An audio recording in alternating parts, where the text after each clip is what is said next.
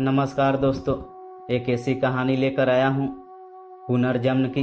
इस हैरान कर देने वाली सच्ची घटना को सुनकर रोंगटे खड़े हो जाएंगे। अमेरिकी वैज्ञानिक ने इस सच्ची घटना पर मुहर लगाई थी। वैसे तो आप सभी ने पुनर्जन्म को लेकर काफ़ी किस्से और कहानियाँ सुनी और देखी होंगी, लेकिन आज हम आपको पुनर्जन्म की एक ऐसी सच्ची घटना से रूबरू करवाने जा रहे हैं जिसे जानकर आप चौंक भी सकते हैं। इस घटना को खुद अमेरिका के टीम ने भारत आकर खुद इस घटना पर रिसर्च करते हुए इसे पुनर्जन्म की सच्ची कहानी का खिताब दिया था। यह पुनर्जन्म की घटना 5 दशक पुरानी उत्तर प्रदेश के इटावा जिले के सफीपुरा गांव की है। उस दौर में ना तो घरों में बिजली हुआ करती थी और ना ही उस तरह की सुख सुविधाएं जो वर्तमान में हमारे इर्द गिर्द रहती थी।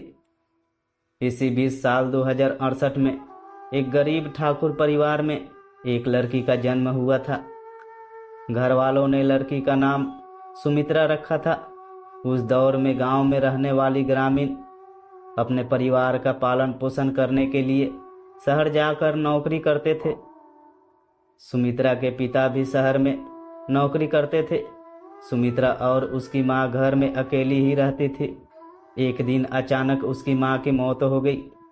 माँ की मौत के बाद पिता ने उसे अपने रिश्तेदार के घर रहने के लिए छोड़ दिया और यह सिलसिला काफ़ी समय तक चलता रहा। पिता शहर में नौकरी करते रहे और सुमित्रा अपने रिश्तेदार के यहाँ रहने लगी। आर्थिक स्थिति ठीक ना होने के चलते सुमित्रा कभी स्कूल ना जा सकी और अकेले होने की वजह से वो काफ़ी परेशान भी रहती थी। जिसके बाद उसके पिता ने मात्र 13 साल की उम्र में ही जगदीश सिंह नाम के आदमी के साथ उसकी शादी करा दी। लेकिन जगदीश भी नौकरी करने के लिए शहर जाता था। यहाँ पर भी सुमित्रा अपने सास ससुर के साथ ही रहती थी। इस 20 साल 1984 में उसने एक बेटे को जन्म दिया। बेटे को जन्म देने के बाद अब उसका अकेलापन काफ़ी हद तक कम होने लगा था। वो अपने बेटे को अपनी जान से भी ज़्यादा चाहती थी। जब वो पानी भरने या घर के किसी भी काम से जाती तो अपने बेटे को साथ जरूर ले जाती थी। एक दिन जब सुमित्रा अपने बेटे को लेकर पानी भरने जा रही थी कि तभी अचानक उसे उसके साथ कुछ ऐसा हुआ कि सभी लोग डर गए। अचानक उसके दोनों हाथ आसमान की तरफ मुड़ गए। आंखों की पुतलियां चारों ओर घूमने लगी और वह जोर जोर से अपने दांत किटकिटाने लगी। ये सब देखकर उसका बेटा भी रोने लगा। अचानक कुछ मिनटों के बाद जब उसे होश आया तो ग्रामीणों ने उससे पूछा कि आखिरकार इसके साथ क्या हुआ था, लेकिन उसे कुछ भी याद नहीं था। इसी तरह से एक अटैक उसे बार बार परेशान करने लगा। अब तो ग्रामीणों के साथ साथ इसकी खबर उसके सास ससुर को भी लग चुकी थी। आनन फानन में इस घटना की सूचना उसके पति जगदीश को दी गई। अब सुमित्रा का पति जगदीश भी घर रहने लगा था।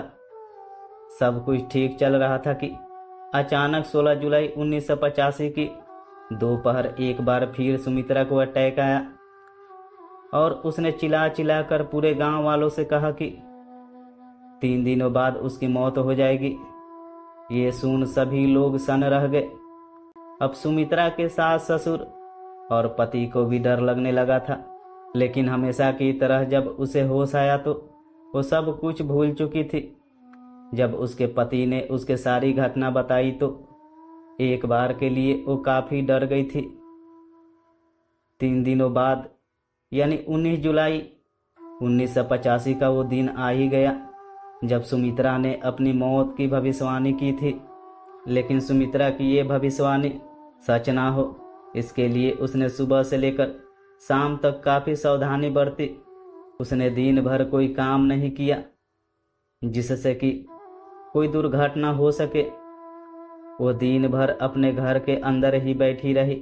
लेकिन शाम को अचानक जब उसने दरवाजा खोला तो वहां से गुजर रही एक महिला को रोककर उसने उसका हाल चाल जाना।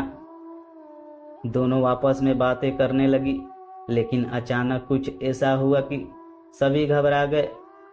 बात करते करते अचानक सुमित्रा हमेशा की तरह आसमान की तरफ देखने लगी और उसके हाथ अकड़ गए। ऐसे में घबराई महिला ने आसपास के लोगों को बुलाकर इकट्ठा कर लिया। सभी लोगों ने सुमित्रा को काफी हिलाया डुलाया, लेकिन कुछ भी नहीं हुआ। जिसके बाद वैद्य को बुलाया गया। काफी मशक्कत के बाद सुमित्रा को जमीन पर लिटाया गया। वैद्य ने सुमित्रा का परीक्षण कर उसे मरे हुए घोषित कर दिया। उसकी मौत की खबर पूरे गांव में आग की तरह फैल गई और सुमित्रा की भविष्यवाणी सच साबित हुई। उधर सुमित्रा की मौत के बाद उसके अंतिम संस्कार की तैयारियां हो रही थी कि तभी कुछ लोगों ने बताया कि सुमित्रा के शरीर में कुछ हरकत हो रही है।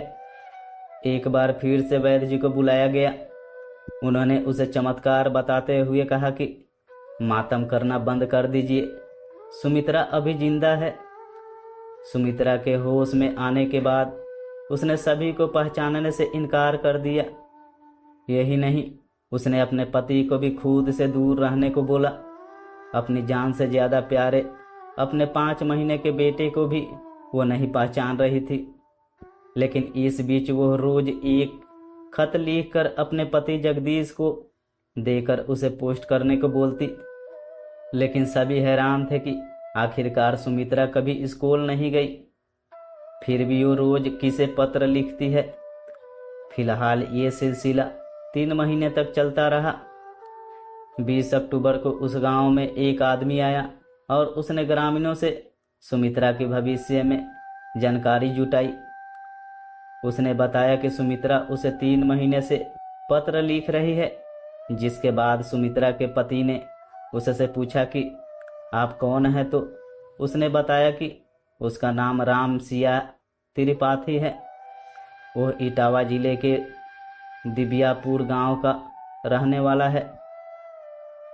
पेशे से वो एक लेक्चर है। उसकी बात सुनकर सुमित्रा दौड़ी चली आई और उसने उस आदमी को पिताजी कहकर बुलाया और कहा कि पिताजी, मैं सुमित्रा नहीं बल्कि आपकी बेटी शिवा त्रिपाठी हूँ। ये सुनकर सभी हैरान रह गए। हालांकि इस बात को लेकर राम सिया काफी परेशान थे, तो सबूत के तौर पर उन्होंने सुमित्रा शिवा को उनकी बेटी की शादी का एल्बम दिखाया। जिसके बाद सुमित्रा ने खुद को शिवा बताने वाली महिला ने फोटो में दिख रहे एक के बाद एक लोगों को पहचान लिया। उसने ये भी बताया कि 24 अक्टूबर 1962 को मेरा जन्म एक ब्राह्मण परिवार में हुआ था और 18 साल की आयु में मेरी शादी छेदीलाल नाम के आदमी के साथ हुई थी। मैंने ग्रेजुएशन की डिग्री हासिल कर अपने पिता की तरह ही लेक्चर थी। मेरे 2 बेटे हैं। अपने ससुराल में मैं सबसे ज़्यादा पढ़ी लिखी थी। शायद इसलिए मुझसे मेरी ननद नाराज रहती थी और उसने मेरे सर पर जानलेवा हमला करते हुए मुझे मार दिया था। यह सुनकर राम सिया रोने लगे और सुमित्रा शिवा को गले लगा लिया। सब कुछ साफ होने लगा था, क्योंकि सुमित्रा की मौत और शिवा की हत्या में केवल 24 घंटे का ही फर्क था। शायद इसलिए सुमित्रा ने 3 दिन पहले ही अपनी मौत की भविष्यवाणी की थी। फिलहाल वो अपने पिता के साथ खुशी खुशी अपने घर वापस लौट गई। वही जब लेक्चर अपने घर पहुंचे, जहां पर वो अपने दोनों बच्चों के साथ रहने लगी। कुछ समय बाद उसे एहसास हुआ कि जगदीश उसका काफ़ी ख्याल रखता था, जिसके चलते वहां अपने दोनों बच्चों को लेकर वापस उसी गांव में आ गई और सुमित्रा के एक बेटे और खुद के 2 बच्चों के साथ अपने पति जगदीश के साथ गांव में ही रहने लगी। तो वहीं ये घटना पूरे इटावा शहर में आग की तरह फैल गई, जिसके बाद भारत में पुनर्जन्म को लेकर रिसर्च कर रही टीम भी उनके घर और गांव में पहुंची। मामला काफ़ी पेचीदा होने के चलते अमेरिका के टीम भी इस गांव में पहुंचे और बारीकी से सभी सबूत को एकत्रित किए। जांच में ये साबित हो गया कि सुमित्रा की मौत के बाद शिवा का पुनर्जन्म हुआ था। उसी समय का यह दुनिया का पहला और अनोखा पुनर्जन्म का केस बन गया था। साल 1998 में सुमित्रा यानी शिवा की लंबी बीमारी के बाद मौत हो गई। साथ ही लगभग 2 वर्ष बाद जगदीश की मौत हो गई थी। आज भी उनके परिवार वाले जीवित हैं। दोस्तों, अगर ये कहानी आपको अच्छी लगी हो तो मेरे वीडियो को लाइक करके चैनल को सब्सक्राइब करें।